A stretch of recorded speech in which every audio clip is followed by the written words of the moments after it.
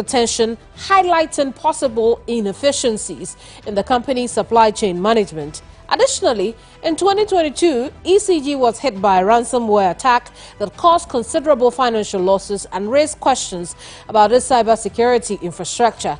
The company's financial struggles were further underscored by a reported 1.9 billion CD loss in 2021, a large part of which was attributed to forex losses. However, this explanation has been met with skepticism by financial analysts who are questioning whether exchange rate fluctuations alone could account for such a significant deficit. These and more we unpack in this edition of Hot Issues.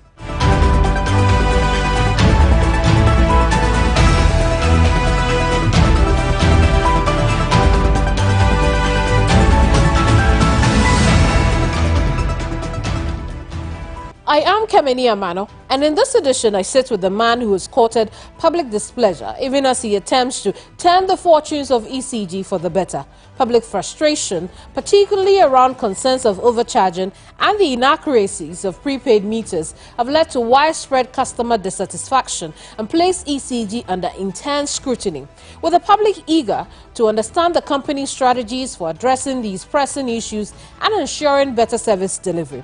Will he have the answers you seek? My guest today is Managing Director of ECG, Samuel Dubik Mahama. You're welcome to Hot Issues. Thank you. I want us to begin with the current situation. What exactly is going on with the meter replacement that is causing a lot of displeasure among your customers? The issue at stake now is the fact that, let me start from the very, very top. You know, meters do expire. Meters do get obsolete.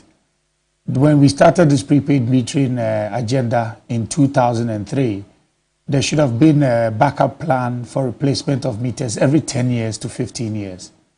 So it has caught up with us. Right now, we do not have a choice, but some meters just have to, they've exhausted their shelf life. For example, you do hear some people complaining that their meters have gone into the negative. They've been buying credits. But all of a sudden now they owe an amount of 30 or 40,000. And it's because the meter has expired. The meter is not working well. It's gone obsolete. Is it only here in Ghana? Because I've not heard anywhere before that meters expire. It depends on where you've lived before. Okay. Because I have experienced it before, and we also have service level agreements with the metering companies, which made them, we were aware. And even there's an ally with the PURC that mandates the ECG to replace meters after every 10 years. After every 10 years? Because, you know, meters also evolve just like the cell phone. For example, the old meters are mechanical in nature. And them being mechanical is also a source of loss of revenue, because something like charging your phone, if it doesn't read beyond a certain amp, it doesn't capture into the meter. But luckily for us, with these new meters, every single thing that is consumed, or you leave the plug on in your home, means that what you are consuming. So actually, the other thing that these new meters are exposing is that we have to go back to the old conversation of energy conservation. I see. So how do we explain the fact that nearly every year we cover meter replacement when you tell us that the expiration is 10 to 15 Every years? year we don't cover meter replacements. No, we cover. As news people, we hear you say that you're going on we don't, so meter replacement programs. No. For the longest time, the issue has been we don't have a meter. We don't get a meter. I have paid for meter for months. I haven't been served. That has been the conversation. But well, there has also been the conversation about people having their meters already. There are categories. People having their meters already and being given new ones. There are categories of people who ask for replacement meters. Okay. Someone whose meter is bent. Someone whose meter is not working well. But with this particular exercise is that we have identified over 1 million plus meters that are overage and are not performing well. One of the things about digitizing is that it brings out your inefficiencies. Because every metering software speaks to a system.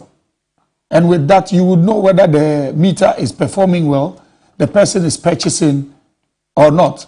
Don't forget, with these old meters, whenever there's a tariff change, you're supposed to shoot the tariff change into the meter by the software. But if the meter is obsolete and you shoot the tariff, what happens? It will not receive it. So there are people in the system now who are operating on old tariffs. Because the system has been digitalized, is that what you're saying? No, you are not getting the No, point. yes, I don't. So listen carefully. When you digitize a system, it will bring out your inefficiencies. Okay. Currently, what the digitization has pointed out to ECG is that our inefficiency is in metering. Because you are not able to give your customers the right meter to bill and to receive the right amount of money that is due the company. Do you get it now? I get what you're saying, but where it sits in the reality or the experiences of people today is what I don't understand. You're saying that the meter that I had, because I have also had a new meter, the meter that I had didn't accurately measure what I consumed? Yes. How so? Because that is also a prepaid meter. But I just told you that, just like your phone, when it runs its course and is done, it doesn't work at its optimum.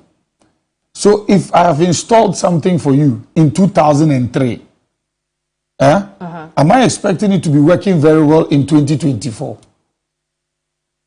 I don't expect it to be working at its optimum best in 2024 because there was a warranty on the meter. Okay.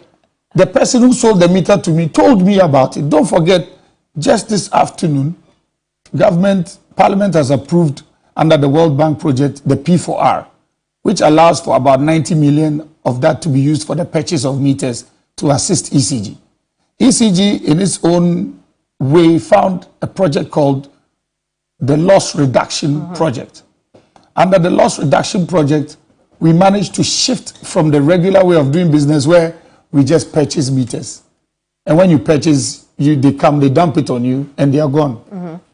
Now, under the Loss Reduction Project, we're actually dealing with local companies. If you do not have a manufacturing plant, as should be on the ground, then nobody is actually going to help you to sell to ECG. So I'm just walking you through the process so that you can understand how or the kind of efficiency we are bringing into the market. So now, with these metering companies, unless they have installed the meter and the meter is reading, they don't get paid. This has helped us to reduce the cost of meters by almost 50%. So if somebody sits down and says they've carried money to give to people, so because of that they are trying to do that, no. So nobody has paid for the meters ahead. Right. So the 1 million meter replacement project is costing 90 million. No. Okay. How much is this meter replacement costing? So now, this very beginning of the meter replacement is targeting the ones that are obsolete.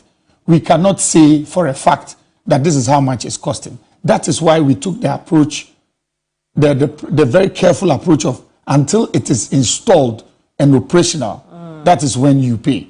Because guess what? Under the Know Your Customer drive, the KIMS, we are identifying customers that are not on our network, yet they are consuming. Okay. We are trying to plug the loopholes in the system gradually and consistently. Now, under the Know Your Customer drive, if you step out of this building, when I was coming in, I saw it. You've been tagged with a unique QR code. The QR code establishes who is in this building, what kind of meter, the last wood pole that gave you the power, the distribution transformer you are drawing from, which now allows us to be efficient when we call you to deal with you. All of these steps are showing that the company, in its way of dealing with its customers, is trying to make sure that the customer has confidence in the work that we are doing. Right. So you say that this 1 million meters are obsolete. We also know that in our coverage of this exercise, we've come across customers who have told us that, look, we got these new prepaid meters recently and they have come again and they have replaced them. It doesn't end there. They also tell us that after they replace the meters, we are either owing or we do not have what we had on before. So you see, sometimes it's always good to clarify issues. One, you cannot be given a new meter and you are owing. If you are given a new meter and you owe, that means you were on a postpaid meter. So you were naturally not paying your bills. So when you're about to be given a prepaid meter, your meter will be read digitally. The amount you owe will be stated to you. You will be asked, can you pay off immediately? If not, a payment plan is developed and installed in the meter so that for every single time you buy power, what happens? You'll be paying off your old debt. We do admit that those on the postpaid do not receive bills constantly. We have over 2 million postpaid meters on only 800 meter readers. The ratio is not correct. This is a pragmatic approach to close the gap and to try and move a lot of customers onto the prepaid system. But what about those who had prepaid already and have told us that despite getting the prepaid, and some of them have added recently, they still got these new meters? Yes, it's because the prepaid meter they had, it depends on how recent, because the prepaid meter they had is not MMS compliant. Under the Millennium Challenge account and the meter project, a fantastic system was developed for ECG called the MMS, Meter Management System. Under this MMS, it affords you to purchase power on the meter with an STS token. So with this, if you realize, most people who purchase on the app do get a token that they key in. Now, aside that, this MMS platform allows us pure visibility and the GPS and the geocodes of the location of the meter for tampering. Because we've had people who, when you give them meters, they tamper with the meter. We've had people who try and move the cables at the back of the meter. In fact, we have people who envisage that they will steal. So even when they were building their homes, they built the bypass in the walls. So you can get to a home, you are checking, only to realize that about 3 or 4 air conditions don't go through the meter. Right. So what you are then essentially saying is that you may have the prepaid, but we may still come around and change to this new smart meter. Yeah, you have to let them check it because we are moving to an MMS compliant meter. This is because we are vigorously metering every distribution transformer. We are metering every distribution transformer to make sure that we can perform proper energy accounting and audit. We need to move to the smart way of doing business rather than sticking to the second guessing, or as they say on the streets, matrai makwe.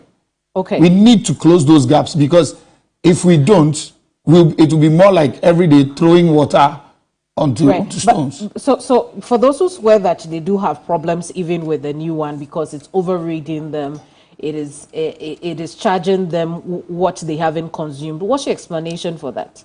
First things first, let's beat a retreat. If you're saying it's overcharging you, one, before I get to my main point, it will be, have you checked your earthing in the house to make sure that your wiring is correct? If your wiring or the earthing in the home is bad, you would lose, it will be reading consumption on the meter. 2, if I may ask, do you know the percentage increment in tariff right now? What is it? It's 75% plus. And there's been quarterly adjustments. So yes, the tariff is high. The tariff is high. So if you take it and you feel you are being cheated, as I said, we are ready to subject that particular meter to the Ghana Standards Authority for them to check your meter, or we will come to your home and do an energy audit with you so that you know which devices stay on and why it is leading to this kind of consumption for you. Indeed. I want us to touch on other aspects of revenue collection briefly, but these 1 million obsolete meters that you have identified, which areas, have you seen them the most? Where are they? We have in Accra, we have in Ashanti region, we have in the Western region. The Western region, where that was the place where the whole prepaid metering piloting started in 2003. So it's scattered across, but mostly concentrated in our high earning areas. So it's an exercise that we have to do our best to complete as quickly as possible. Okay, you mentioned earlier that this exercise is helping you plug the loopholes in your system. So then I can say that this is targeted at commercial losses? It's targeted at system losses. Oh, how so? You know, when you talk about system losses, it's a combination of technical, commercial, and collection. With collection losses, it's the rate at which you're able to collect what you have built. With commercial, your processes in your office that have loopholes. And then with technical, it has to do with the line itself, the infrastructure, what shortfalls are on it that are making you lose the power that you are distributing. So you cannot isolate them in any way. As I speak to you, we have a report that is showing us that with these exercises and what we're doing, we have been able to bring down our losses to about 26.9%.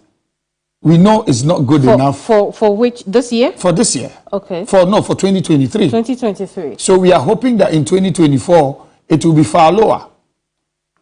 I see. When the energy minister appeared before the Public Accounts Committee, he mentioned some of the losses that you had accrued. Despite the losses coming down, they are still high.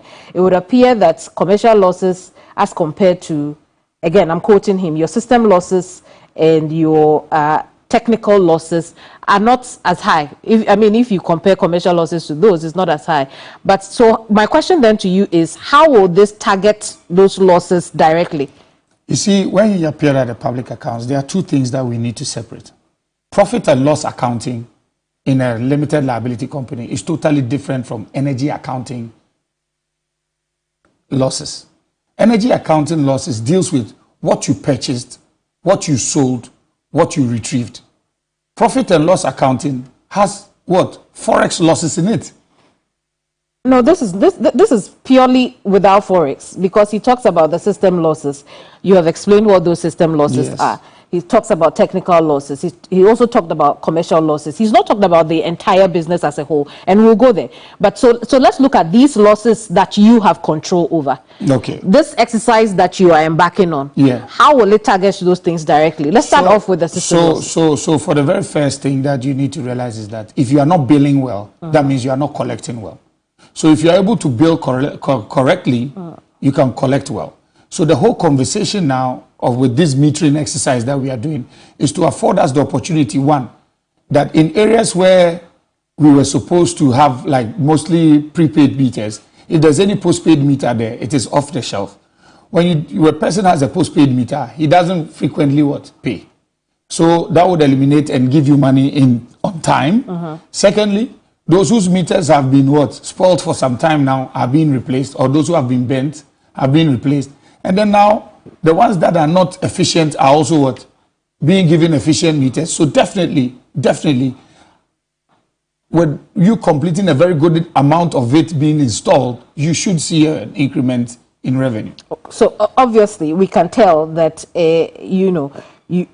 it brings me back to the point, really, that I think that this exercise is targeted at reducing your commercial losses. And the commercial losses don't make a chunk of the losses that you experience. Yeah. So why are you going? Wait. System losses than commercial. Why do you go after consistently, ECG appears to be going after the low-hanging fruit of, losses, when it could actually deal with some of the big things like fixing its network?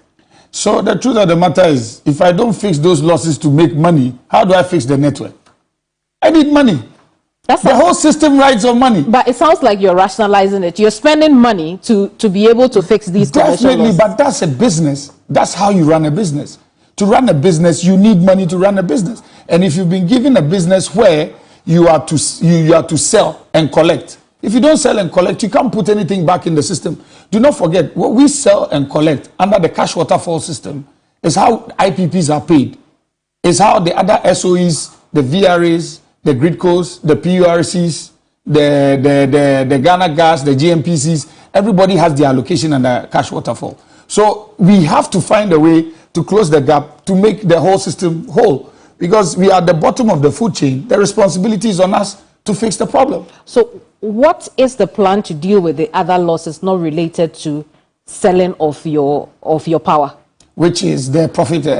Which is, for instance, no, we'll deal with forex, but which is, for instance, your network that needs, upgrade perhaps. So it's your transformers. So it's from the revenue that what is allocated to us under the cash waterfall is what we are going to use to fix that.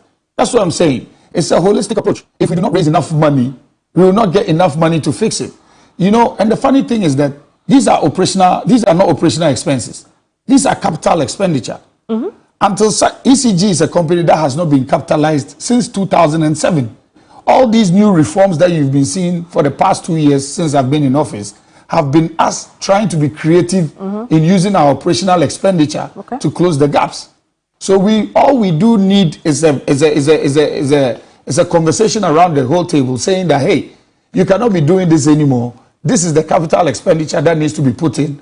Value this, value that, and let's talk around the big table to find that kind of money to solve some of these technical issues. I see. And when you say that you haven't been capitalized in a while, how do you mean? I mean, let's say, for example, when prepaid metering started, government's plan was to look for some huge capital money for us to replace all meters to prepaid and then declare the postpaid meters obsolete. Guess what? It was truncated at some point. So at this, as we speak, we have 50% of our meters postpaid, the other 50 are prepaid.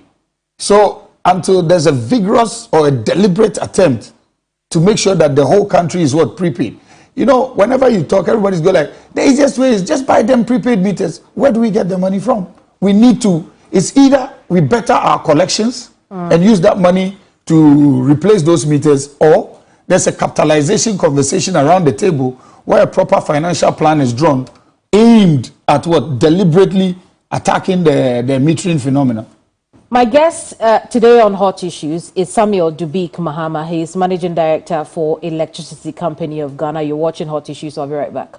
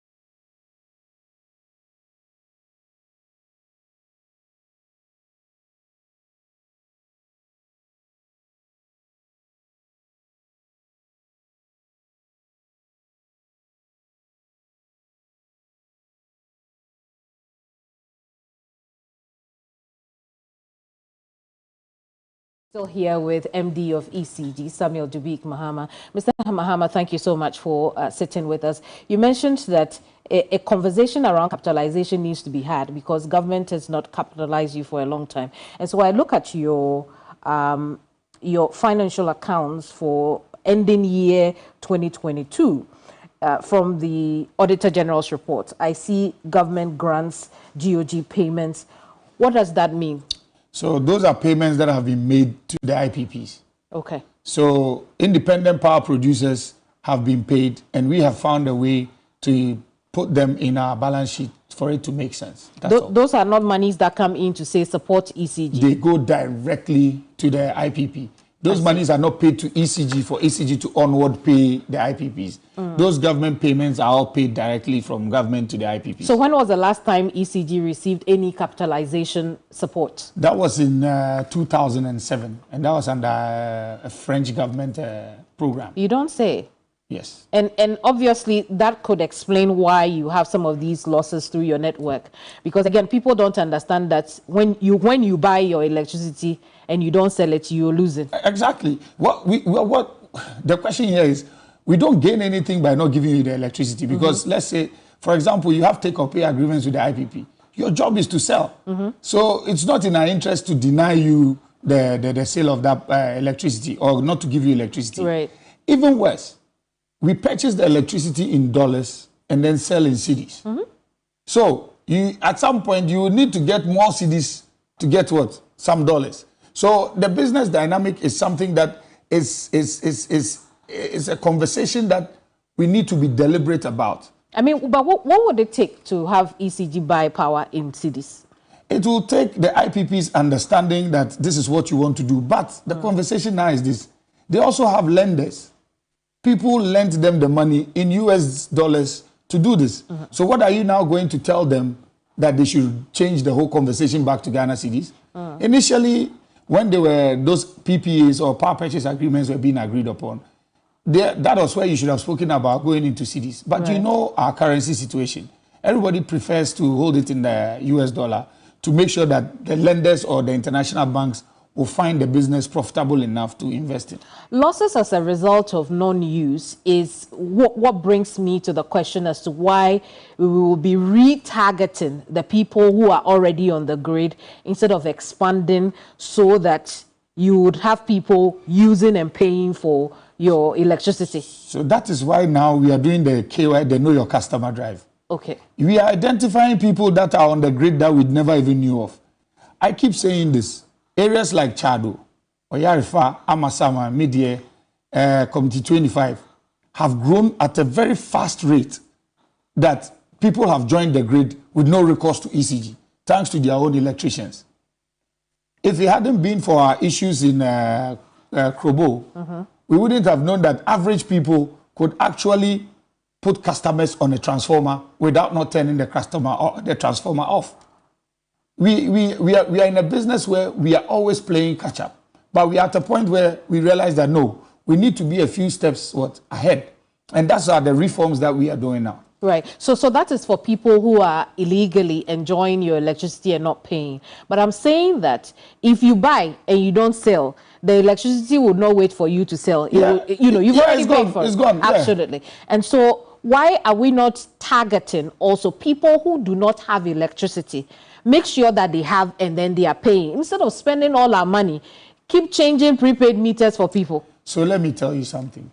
When you're expanding the grid, it's a business conversation. Everybody wants electricity. But with all sincere respect and apologies, I just want to say this. The money you will get probably in an East Legon home, it's not the same that you would get in probably a Sankregua, or maybe in a, what do you call it? Which area should I use? Let's just say you go into rural Ghana. In the low-income area. Yes. So you want to expand to the low-income area. At what cost? With energy or power, the first thing you need to look at is the security, energy security. When you've secured it in areas where you can generate the revenue, that is when you expand into areas that are low-earning areas for you to recoup whatever you need to recoup. Because don't forget, even with meters, nobody, when you hear people say, I bought a meter, you never buy a meter. A meter is part of a service connection. We are to recoup that money over a period of time. If you go and put a meter in a certain area away from urban Ghana, you're not going to recoup that meter cost within a short space of time. You recoup it over a longer period of time. So these are all business decisions that we have to take and make sure that in expanding the grid, in as much as we want to do it very fast, we have to be a bit meticulous and make some very good business decisions while we are doing that. I see. Is ECG a profitable business? I believe so. It is. Also, when you are recording over 10 billion cedis in losses. That's profit and loss accounting that you are doing now. But a chunk of it has nothing to do with ECG. Oh, how so? It's because you know when you are doing your P&L, your profit and loss accounting, you must determine how the foreign exchange or forex has affected your trade. Okay. You understand? That is what is accounting for that kind of gap. I see. But, and that's why I want us to explain what we are seeing here. Yeah. Because your income, total income came to about 15 billion cedis. Yes. On average, you think that is good. Yeah. But at the moment we look at your expenditure, which came to about 25 billion, now we are thinking, why are you spending so much beyond your means? Do we sell transformers in cedis? But how many transformers have you bought? So how many transformers did you buy in 2022? Transformers, our total transformer number on the ground is 35,000. And you bought all of them? Okay, I'm waiting. I'm listening. You have to replace some, or you have to inject more when the customer numbers are growing. I am not saying we bought all. What I am trying to point out to you is that if you go into our expenditure, most of our expenditure is not in Ghana cedis. Most of our inputs into making the distribution network stable are priced in US dollars. Okay. You can't build a substation in US dollars. You can't buy a transformer priced, you can't build a substation in Ghana cedi. Most of the components are priced in US dollars. Okay, so let's look at the expenditure for 2022, which is way higher than 2021. We have direct costs of 16 billion cedis. Distribution expenses of 612 million cedis, administrative expenses of over 980 million cedis, finance costs of 231. Which one was the highest? 31. Oh, no, hang on, I'm coming there. 231 million cedis, and net exchange loss of 6 billion cedis, right? And so what you have just said is already captured here. Yes. By your direct cost, 16 billion is... So my direct cost, do you know what the direct cost is? Talk to us about it's IPP. That's fuel. That's the cost of fuel to generate electricity. When the cost of production goes up, when the cost of producing electricity goes up, right, it also affects, that's my direct cost. That is where I get everything to start my journey. So when it comes to those things, you look at what the cost of fuel within that period, what's the cost of gas, what's the cost of liquid fuel into the generation of the electricity that we have now. That is what will determine what your direct costs are before you come down to what you are expending and what you are doing as a company as a whole. What could government be doing now to help ECG? The current government, the government to come? Government has been doing a lot already by assisting ECG with their IPP payments. This government has also been doing a lot with assisting ECG in addressing some of its forex losses and how to manage some of its taxes, because they've managed to allow us to do some very good set-offs in the taxes enclave, which has allowed us to balance our books very well. So I think we can build on this. Or there could be a lasting solution. Yes, there can be. We need to build on this and get a group of formidable people around the table to have a financial model solution, because the energy sector or the power sector's problem is a financial model problem, which is what we are fixing as we speak. But until you do the basics or you correct the basics, you cannot develop the model as is. I see. Which means that since we haven't corrected the basis, even this money you will be spending on the meter replacement will only, fix a fraction of the problem. But the thing is, you have some expiring, you have some, you have some developing whatever issues. Okay. So it will fix most of it, not just a fraction. At this rate, ECG is not a profitable business. Is that your opinion or the opinion of the Auditor General? Based on what is on the paper. But if you do the profit and loss accounting, what did he say? No, but if this was your business and you... So what did they say the net profit was? No, hang on. No, before... There's something they say on the streets. I don't have net profit. I don't have net profit here. I can read the financial performance if you want me to. It says the company ended the year with a loss of 10 billion Ghana cedis, as compared with the loss of 1 billion in the year before. Yes. And it says that represents a deterioration of 430. So 10 billion, how much of that 10 billion was caused by directly through ECG's operations? 6 billion of that was what? Forex. No, it had nothing to do with the company. No, I have heard that, right? I have heard that. What I'm saying is that at this rate, whatever the explanation is, ECG is not a profitable business. I'm telling you that's wrong. You are making money, but it's going into your expenses. Of course, but the thing is this. I told you, but through some government interventions, we didn't declare that we are not profitable. Through some government interventions, we are profitable. Well, you didn't declare, but your paper doesn't say that you are. That's why I said, what was the net profit? There is no net profit here. We have your total, I know your total income. I would appreciate you get the full document and take a closer look at it. Because I answered questions on this at the public accounts. I could keep going, but unfortunately, we don't have the time for that. But I don't see that anywhere. It talks about your total expenditure, your total income, which they admit has gone up. But if your expenditure has also gone up by 80%, while your income by 24.1%, you are not a profitable business. So then before we conclude, and even let's say I will agree to your statement, before we conclude, and me agreeing to your statement, let's look at the whole picture of the value chain. What from what you just read, what does it depict? It depicts that what? You cannot look at what? The profit and loss account to determine the performance of what? A utility. Let me land my point. Okay. You can't juxtapose the profit and loss accounting to the performance of a utility company. And so in that case, it brings me back to what I told you earlier, that the conversation around the power sector is what? Financials. And the financial model needs to be developed to address what? These issues. I see. Until that is done, where are we going? I'll let you have the last word on that. But speaking of the IPPs, let's talk about these IPPs. We know the finance minister had said that 4 of them had agreed to a haircut. Subsequently, it was reviewed to 5 because I think one of the companies had an extra. But we know there are 2 more. What's the situation with the other 2 who are not agreed yet? As I speak to you now, we are still negotiating. It's been back and forth. But I must say a big thank you to all the IPPs for sitting around the table with us to even consider this at this time.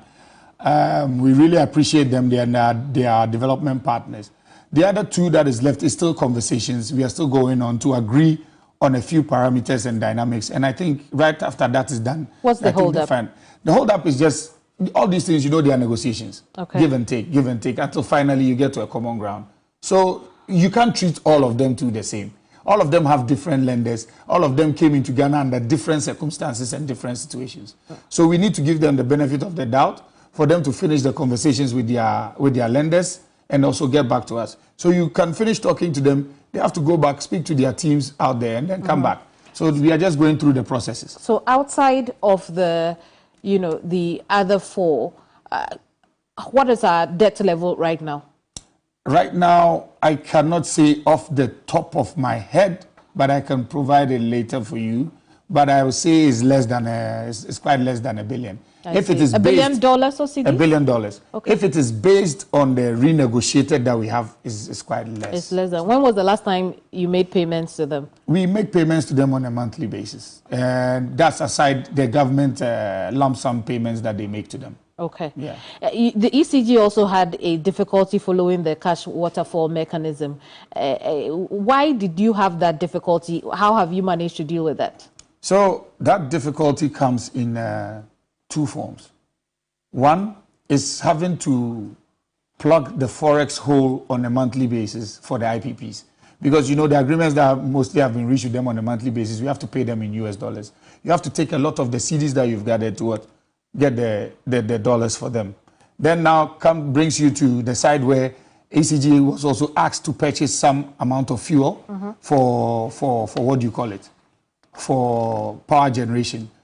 Those were the shortfalls that created are not being able to be in line with the cash waterfall. I see. I want to take a quick break. When I come back, we will have the conversation about finance costs, and then also talk about some of the vulnerabilities we have experienced in the last year or 2. Don't go away.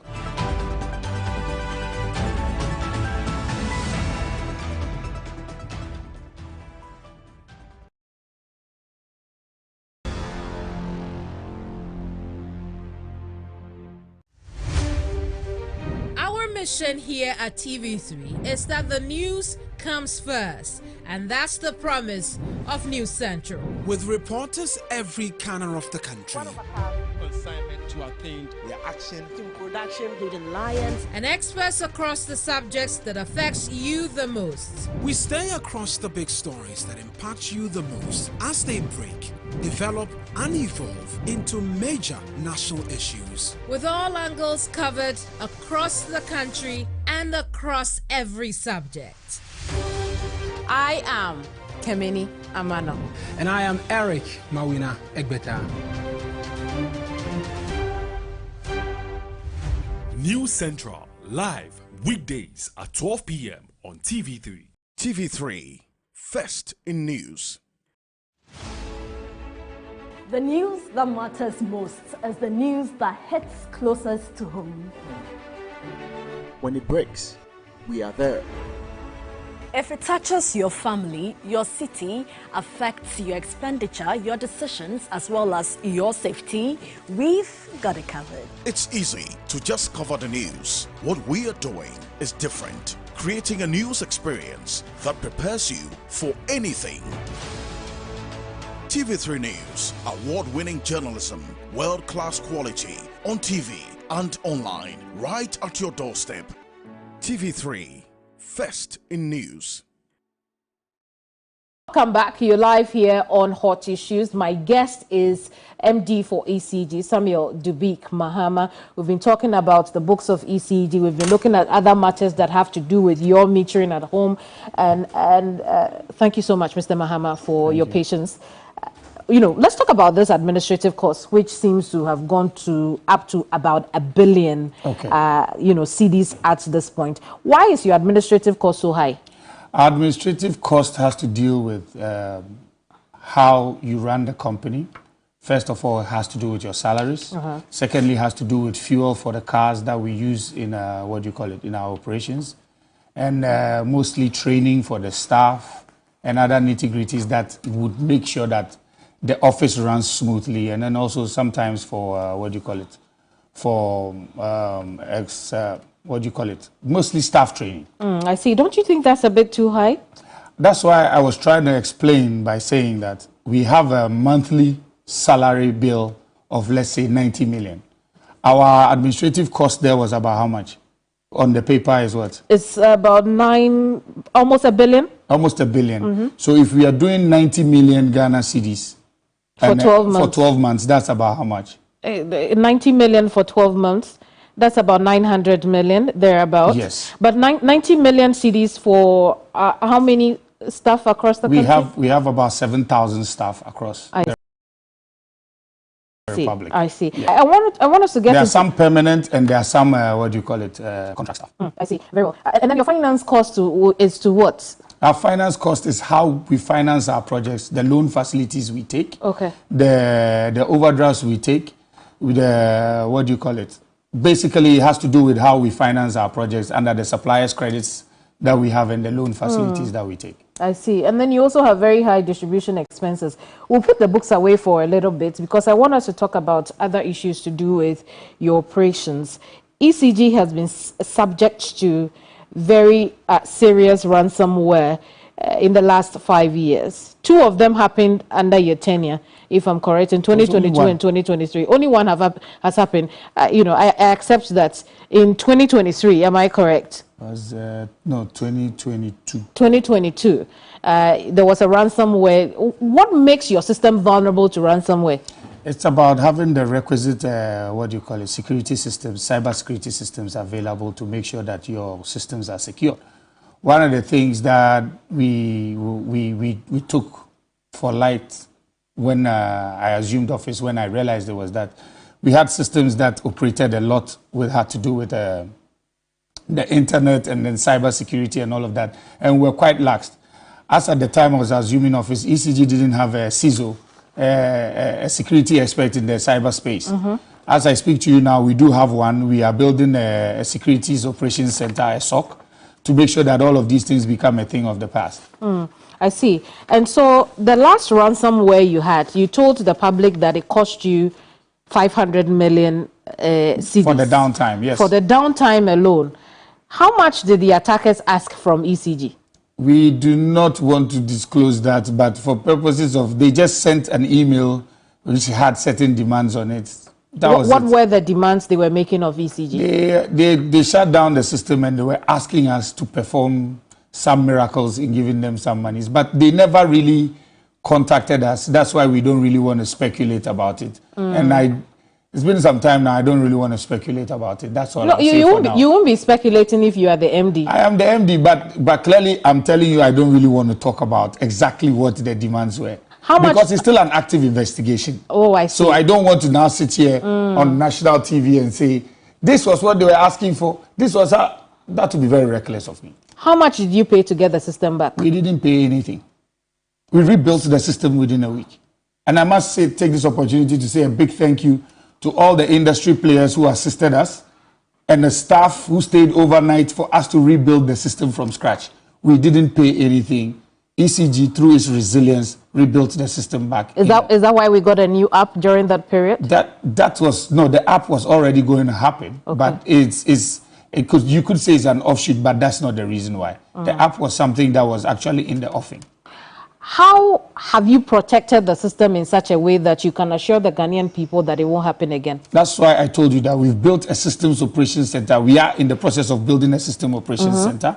We now have a cybersecurity boss, a CISO, who is in place to make sure that all of these things are following a certain meticulous step, providing the requisite approvals for sectors that you can go in on the network and parts that you can go in.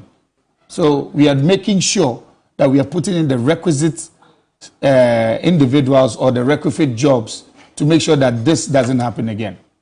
I see. And you said that the downtime cost you $500 million. Yes. All that not dollars. 500 million cities. Yeah. All that in electricity use or non-use? Yes, let's just say that was expected revenue to have come in.